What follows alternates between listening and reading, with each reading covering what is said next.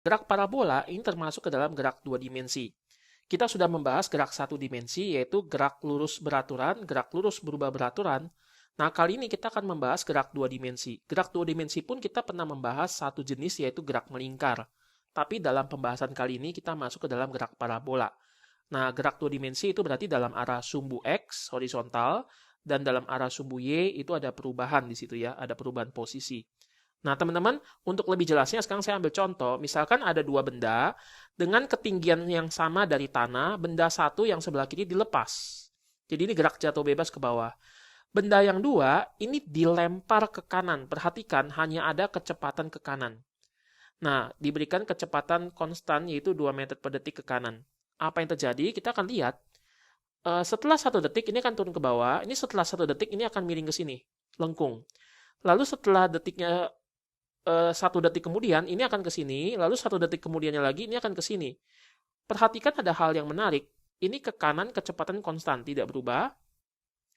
Lalu pada saat ini ke bawah, perhatikan teman-teman, setelah 1 detik ini ke bawah, ini setelah 1 detik ini ke sini, perhatikan posisinya sama. Setelah 1 detik kemudian ini sampai di sini posisinya, setelah 1 detik kemudian lagi ini sampai di sini. Perhatikan posisinya sama lagi. Jadi teman-teman, meskipun ini lurus, meskipun ini lengkung, ternyata jatuhnya itu berpas-pasan ini, sama, bersamaan, ya, selalu bersamaan secara posisi vertikal. Jadi perhatikan, ya, yang pertama, kalau misalkan saya mau cari perpindahan ini ke sini, delta T kan 1 detik ya, maka perpindahan benda satu karena gerak jatuh bebas, kita bisa hitung dengan rumus delta Y1 V0T tambah setengah T kuadrat. Ini rumus dapat dari mana? Teman-teman bisa menonton video saya yang merupakan gerak lurus berubah beraturan ya. Saya ada turunin ya di sana. Rumus ini dapat dari mana? V0-nya berapa? 0 karena dilepas.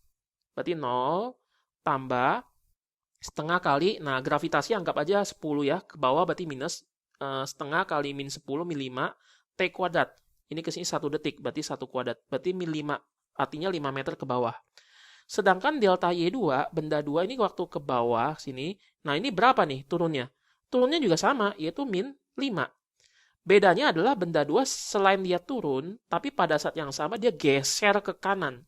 Jadi waktu dia turun min 5 meter atau 5 meter ke bawah, dia ke kanan yaitu sebesar 2 meter per detik dikali 1. Karena kan dia ke kanan 2 meter per detik, 2 meter per detik, 2 meter per detik. Tapi selama 1 detik berarti 2 meter per detik dikali 1. Ini GLB ya. Jadi gerak ke kanannya GLB. Nah, sekarang pada saat delta T2. Nah, dari sini ke sini misalkan. Dari sini ke sini, kalau teman-teman perhatikan delta Y1, ini kan V0-nya 0 di sini ya. Tambah setengah kali AT kuadrat, jadi setengah kali min 10, min 5, kali 2 kuadrat, min 20. Jadi, setelah 2 detik, dia akan turun dari mula-mula sampai ke bawah sini minus 20, artinya 20 meter ke bawah.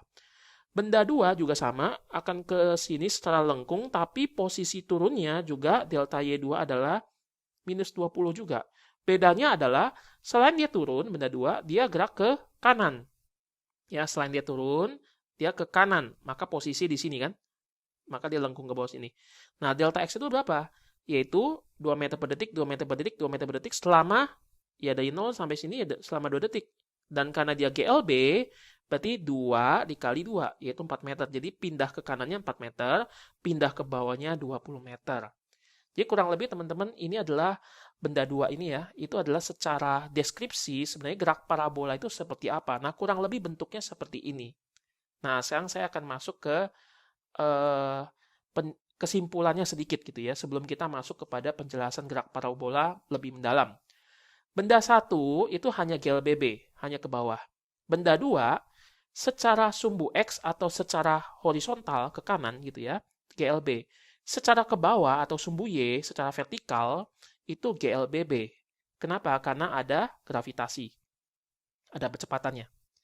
Nah, benda 2 meskipun ada gerak horizontalnya ya, tetapi dalam arah vertikal perhatikan tadi teman-teman kesimpulannya. Gerak benda 2 ini ya, ternyata sama dengan gerak benda 1. Jadi ketika ini turunnya berapa meter, ini juga turunnya sama. Di sini berapa meter. Ini turunnya berapa meter lagi, ini juga turunnya akan sampai di sini. Jadi posisinya akan selalu sama.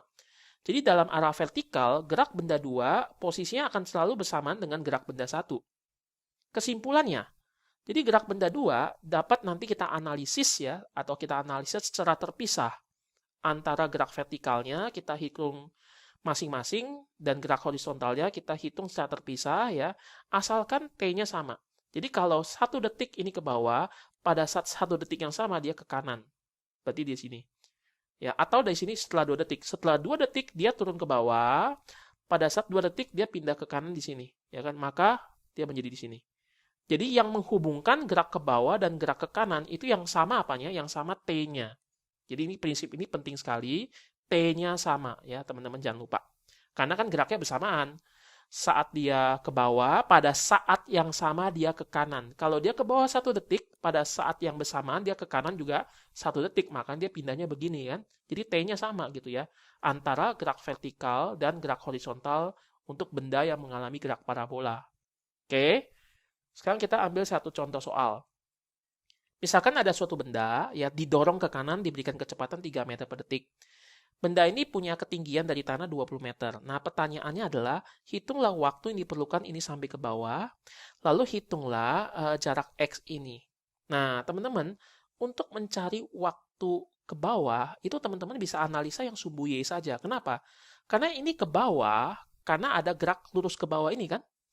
Ingat, gerak parabola adalah gerak lurus ke bawah dan gerak lurus ke kanan yang terjadi secara bersamaan. Bedanya gerak lurus ke bawah itu GLBB, gerak lurus ke kanannya GLB, ya kan? Tidak ada percepatan, ke bawah ada gravitasi. Nah, sekarang saya mau analisa yang vertikalnya, sumbu Y. Karena dia GLBB, berarti delta S namanya V0T tambah setengah T kuadrat. Nah, ingat, ini kecepatan ke kanan, berarti ada kecepatan ke bawah nggak? Nggak ada. V0-nya 0, ini gerak jatuh bebas. Perhatikan, ke bawahnya ini minus 20 meter ke bawah. Ini 0 tambah setengah kali percepatannya gravitasi saya pakai min 10 ya, T kuadrat. Min 20 sama dengan min 5 T kuadrat. Min 20 dibagi min 5 jadi 4 sama dengan T kuadrat. Saya dapat waktunya, T sampai 2 detik. Berarti kalau misalkan ada benda saya lepas gerak lurus ke bawah aja gitu ya, perlu 2 detik untuk menempuh 20 meter. Ingat seperti contoh sebelumnya, meskipun dia lengkung, sama benda yang lurus ke bawah itu bersamaan. Jadi kalau misalkan benda yang dilepas doang lurus ke bawah adalah membutuhkan 2 detik, maka yang lengkung begini juga pasti membutuhkan 2 detik. Ya, ingat ya contoh yang tadi sebelumnya. Jadi, waktu yang diperlukan dari ini ke sini adalah 2 detik. Nah, sekarang A sudah terjawab, sekarang yang B. Saya mau cari jarak X. Kenapa bisa muncul jarak X ini? Karena benda ini bergerak ke kanan dengan kecepatan 3. Selama berapa? Ya selama ini ke sini. 2 detik. Delta S sama dengan, karena GLB tidak ada percepatan, berarti cuma V kali T. V-nya adalah 3, ini 3. Waktunya adalah, ya waktu ini ke bawah 2 detik, pada saat yang sama ini ke kanan 2 detik juga kan, maka bentuknya begini. Jadi 3 dikali 2, maka pindahnya adalah 6 meter. Jadi teman-teman ini secara deskripsi ya, biar teman-teman ada bayangan, saya gunakan angka terlebih dahulu. Nah, sekarang kita masuk kepada penurunan rumusnya sedikit ya.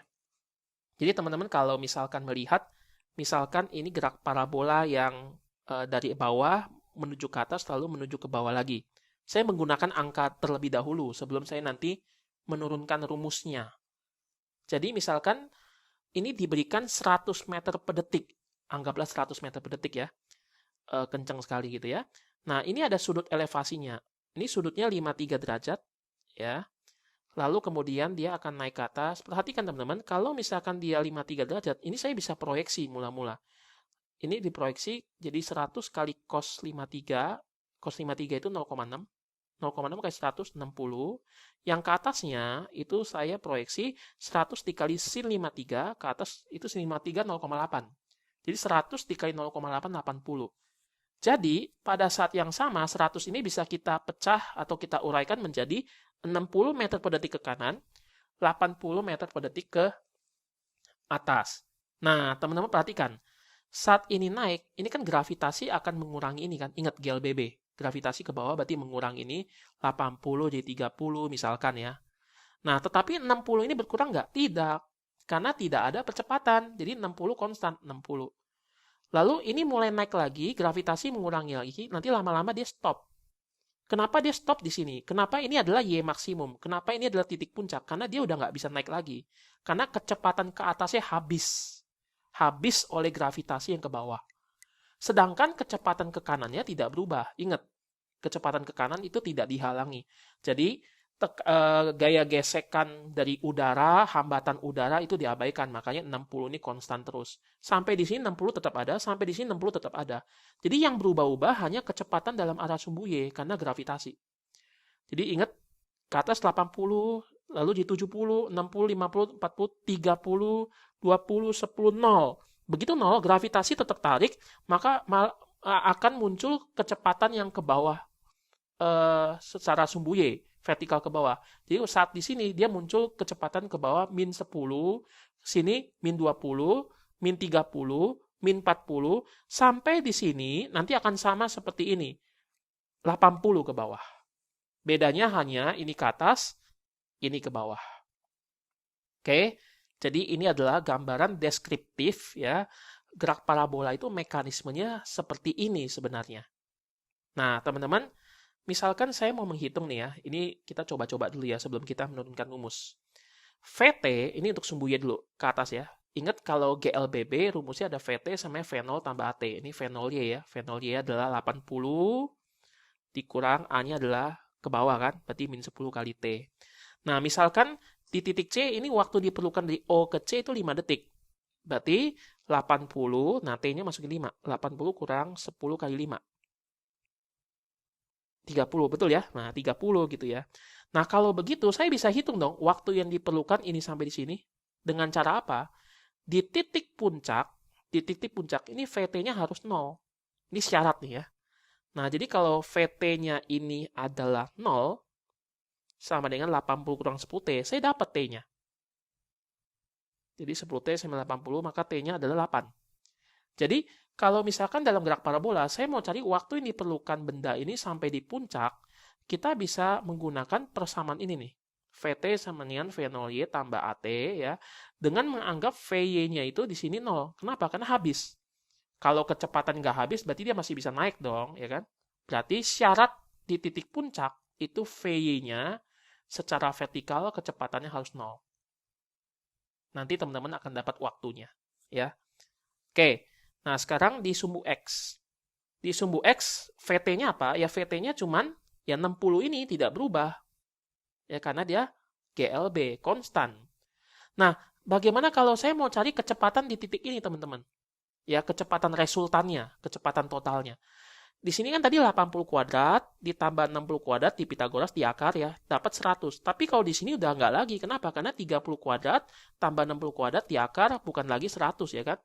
Itu berapa? Coba V di C. V di C adalah 30 kuadrat tambah 60 kuadrat di akar Pitagoras. Teman-teman akan dapatkan 30 kuadrat itu 900, 60 kuadrat 3600, 3600 tambah 900, 4500. Ini 900 dikali 5 ya, dipisah. Akar 900 itu 30, jadi 30 akar 5. Jadi teman-teman, total kecepatannya itu beda-beda gitu ya. Tapi yang pasti ini simetris. Ketika di titik O, pasti sama dengan di titik B. Bedanya adalah kecepatan ke atasnya sama ini ke bawah.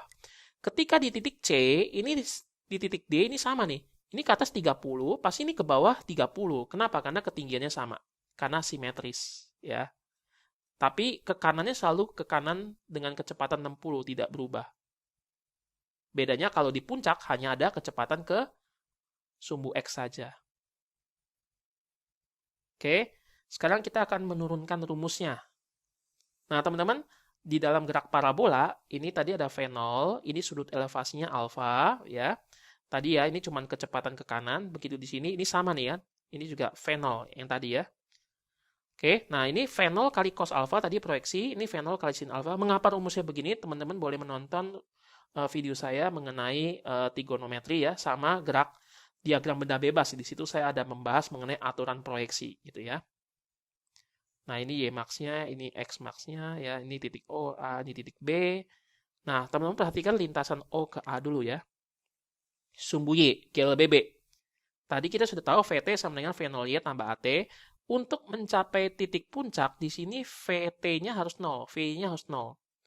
Nah, V0-nya apa? V0 kali sin alfa nih. Ya, V0 sin alfa. A-nya adalah min G kali T dari O ke A kan. Waktu yang diperlukan ini sampai ke puncak. Nah, ini saya pindahin ke kiri. Maka saya dapatkan, saya bagi ke sana G-nya, maka T dari O ke A adalah fenolsin alfa bagi G.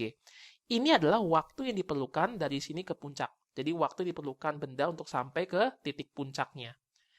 Nah, teman-teman saya mau cari ininya, ketinggiannya. Ya udah pakai rumus GLBB, delta S sama fenol T tambah setengah T kuadrat.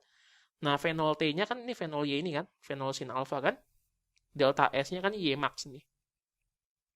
Fenolsin alfa dikali T, nah T-nya apa? T-nya waktu yang diperlukan ini ke sini dong, yaitu ini. Berarti fenol Y kan fenolsin alfa dikali T, T-nya adalah ini. Fenolsin alfa per G kurang setengah kali G. Kenapa minus? Karena gravitasi mengurangi ya. Setengah kali A, G, ya A-nya adalah G. T kuadrat. Ini kuadrat. Oke, ini kalikan ke atas, jadi fenol kuadrat sin kuadrat alfa per G dikurang. Nah, ini fenol kuadrat sin kuadrat per G kuadrat. Kecoret sama G yang atas ini. Jadi bawahnya cuma G, ya nggak kuadrat lagi. Nah, tetap ada setengah di sini. Perhatikan, ini sama nggak? Sama ya, fenol kuadrat sin kuadrat per G, ini juga fenol kuadrat sin kuadrat per G, bedanya setengah. Berarti ini 1, ya, 1 dikali ini kurang setengah kali ini. 1 kurang setengah, ya setengah. Ya, anggap ini ayam deh ya. Misalkan ini ayam, dikurang setengah ayam. Ya udah jadinya setengah ayam. Jadi Y max-nya adalah fenol kuadrat sin kuadrat alfa per G kalikan setengah, atau 2-nya di bawah. Ini adalah rumus untuk mencari Y max. Oke, ini saya gambar ulang terlebih dahulu. Nah, ini saya tuliskan ulang ya. Tadi waktu diperlukan dari ini ke sini, rumusnya ini, jarak puncaknya, titik puncak ini ya, H max-nya atau Y max-nya adalah ini, rumusnya fenol kuadrat sin kuadrat alfa per 2G. Teman-teman boleh menghafal ini supaya untuk mempercepat menjawab soal saja sih ya, tapi tetap konsep lebih penting gitu ya. Nah, sekarang saya mau cari dari lintasan dari O ke B ini ya. Jadi ini X max-nya berapa.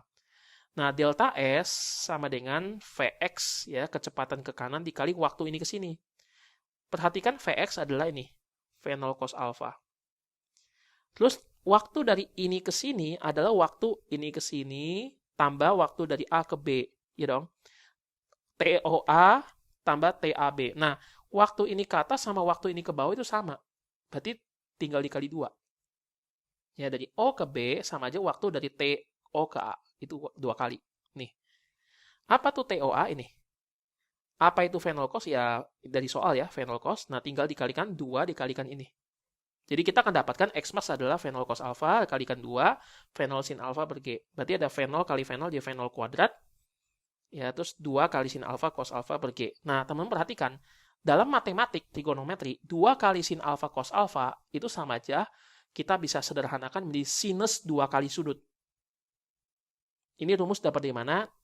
Tunggulah video saya nanti selanjutnya. Saya akan membahas penurunan rumus untuk trigonometri yang lebih rumit. Nah, mengapa 2 kali sin alfa kali cos alfa sama sin 2 alfa? Nanti saya akan jelaskan di video saya selanjutnya dari pembahasan trigonometri. Oke, berarti sekarang saya dapat X max-nya. Kita sekarang punya 3 rumus. Ya. Waktu untuk mencapai puncak, T puncaknya, lalu ketinggian puncaknya berapa, sama jarak X maksimumnya adalah ini. Oke ya. Nah, sekarang teman-teman, kita akan membahas satu hal yang tidak kalah menarik gitu ya. Misalkan ini gerak sampai di sini nih, sampai di C gitu ya. Kita mau analisa ininya saja. Dari ini ke C, berarti kan ada jarak X. Dari sini ke C, ini ada jarak Y kan. Nah, sekarang kita mau analisa sumbu Y-nya. Tadi apa? Delta Y sama V0 T tambah setengah T kuadrat. Nah, ini Y kan. Delta Y itu kan Y dikurang Y0. Y0-nya kan 0-nya tanah ya. Berarti Y saja. V0 Y-nya apa? V0 sin alfa kali T min setengah GT kuadrat. Nah, sekarang sumbu X. Sumbu X kan cuma ke kanan ya. Delta S atau delta X namanya V0. Dalam arah sumbu X dikali T. Atau X kurang X0. X0 0 kan. Jadi X saja sama dengan V0 X-nya apa? Nih, V0 cos alfa dikalikan T. Nah, ini ada T, ini ada T. Saya mau jadikan ini T sama dengan dulu. Jadi, T sama dengan X dibagi dengan V0 cos. Nah, ini dimasukkan ke sini T-nya. T-nya masukin ke sini, yang ada T-nya. Maka saya dapatkan V0 sin alfa dikali dengan ini, X per V0 cos alfa kurang setengah kali G, T kuadratnya adalah ini. X per V0 cos alpha kuadrat. Ya, jadi Y sama ini. Sekarang T-nya udah nggak ada. Sekarang saya dapat hubungan antara Y dengan X. Nah, teman-teman, V0 sama V0 ini kecoret. Ya, habis dibagi sin dibagi cos jadi tangen. Ya, jadi cuma tangen alfa dikali dengan X. Selesai yang ini. Sekarang yang ini. Perhatikan, ini kuadrat ya, setengah kali G. Ini ada X kuadrat, ini V0 kuadrat, ini cos kuadrat. Jadi begini. Ada minusnya ya. Saya rapikan seperti ini. Nah, teman-teman ingat nggak kalau misalkan, ini saya coba ini ya, rapikan dulu ya. Ini saya pindahkan ke depan, ini tangen alfa X saya pindahkan ke kanan. Menjadi seperti ini. Teman-teman mungkin ingat tentang bentuk fungsi seperti ini. Y sama dengan AX kuadrat plus BX plus C. Ya. Nah, ini perhatikan Y sama dengan, ini kan angka ya. G itu gravitasi angka. Soal kasih tahu kecepatan mula-mula lemparnya sama sudutnya, ini kan angka, ini kan suatu yang diketahui. Jadi ini minus suatu angka dikali X kuadrat, tambah tangen alfa, ini angka dikalikan X, tambah C. Jadi Y sama dengan AX kuadrat plus BX plus C, ini kan fungsi kuadrat. Perhatikan ini minus kan? Setengah kali G positif, G-nya, V0 kuadrat positif, cos kuadrat positif. Positif kena minus, berarti koefisien A-nya nilainya adalah negatif. A lebih kecil dari 0.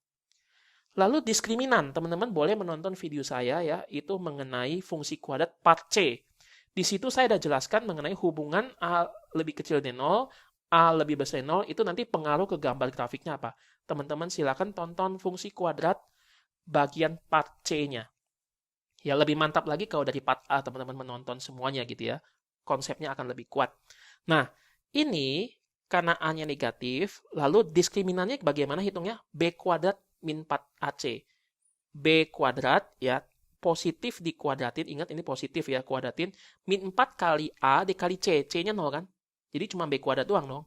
B kuadrat minus 4 kali A dikalikan 0. Jadi B kuadrat doang. Nah, kuadrat ini kan positif di kuadrat tetap positif. Jadi A-nya negatif nih, A-nya negatif, diskriminannya positif. Nanti gambarnya menjadi seperti ini, teman-teman. Ya. Jadi kalau A lebih kecil 0, dia sedih, ya, mulutnya sedih, emoticon gitu ya. Nah, itu sebabnya makanya kenapa grafiknya begini. Kenapa nggak grafiknya ke bawah begini misalnya gitu ya. Kalau kita lempar ke atas pasti bentuknya seperti ini. Karena fungsi matematiknya begitu kok. Karena kalau dari grafik fungsi kuadrat, kalau A-nya lebih kecil 0, diskriminannya lebih besar 0, maka bentuknya harus seperti ini. Jadi, grafik daripada persamaan yang barusan kita buat, kalaupun ada gerak, kita misalkan dalam arah sumbu X-nya GLB, dalam arah sumbu Y-nya GLBB, maka kita akan dapat hubungan antara sumbu Y dan sumbu X-nya seperti ini. Maka geraknya adalah gerak parabola. Ingat, fungsi kuadrat, grafiknya bentuknya parabola. Itu sebabnya gerak yang kita bahas ini namanya gerak parabola. Jadi teman-teman kalau melempar benda di bumi yang ada gravitasinya, pasti bentuknya selalu parabola, bukan lingkaran, bukan elips gitu ya, tapi bentuknya adalah parabola. Oke, kalaupun nggak ada gravitasi apa yang terjadi? Kalau nggak ada gravitasi nanti geraknya lain lagi, geraknya gerak lurus gitu sampai keluar angkasa ya. Misalkan saya lempar gitu ya, kayak lurus.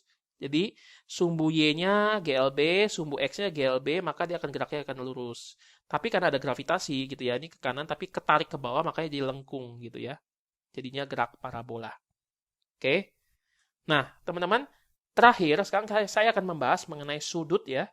Berapa besar sudutnya, di antara semua sudut kemungkinan manakah yang menghasilkan ini paling jauh. Anggaplah kecepatan yang diberikan sama. Ya, saya mau cari berapa besar sudutnya agar dia dilempar ini bisa paling jauh. Ya kan? Nah, ingat rumus tadi apa? X max ya, ini lemparan yang dalam arah horizontal, rumusnya adalah ini, V0 kuadrat sin 2 alfa per G. Ini akan paling jauh di antara semua alfa, di antara semua sudut, ini akan paling jauh kalau sin 2 alfanya berapa? Ingat, nilai sin paling besar itu 1. Jadi hasilnya X max akan paling besar ya di antara semua kemungkinan sudut kalau sin 2 alfanya adalah 1. Karena nilai sin tidak mungkin lebih besar dari 1. Oke. Berarti sin 2 alfa sama dengan 1. 1 itu sin berapa sih? Sin 90. Tambah dengan berbagai putaran ya dong. 90 tambah 360 450. Jadi 450 itu sama aja 90 gitu, sama aja. Ya. Jadi 2 alfa sama dengan, jadi ini kan sinnya kecoret ya. Jadi 2 alfa sama dengan 90 tambah K kali 360. Nah, bagi 2. Jadi alfa sama dengan 45 ditambah K dikali, ini ada kesalahan ya. Ini harusnya adalah bukan 360, tapi yang betul adalah ini harusnya adalah 180 karena kan dibagi 2 ya tadi ya. Nah, seperti itu ya. Oke. Nah, teman-teman, K-nya kan bisa 0, bisa 1, bisa 2. Ini yang tadi ya, 1 putaran, 2 putaran, 3 putaran. Nah, untuk kuadran 1 ya K-nya 0. Karena kalau K-nya 0, berarti saya dapat langsung alfanya 45 derajat. 45 derajat atau pi per 4 radian itu sama. Jadi, saya bisa mendapat dari sekian banyak kemungkinan sudut, yang paling jauh lemparannya itu adalah ketika sudutnya adalah 45 derajat. Oke, saya sudahi video saya mengenai pembahasan konsep dasar tentang gerak parabola. Tetap tonton video saya yang lainnya agar teman-teman lebih paham mengenai konsep fisika. Tetap semangat!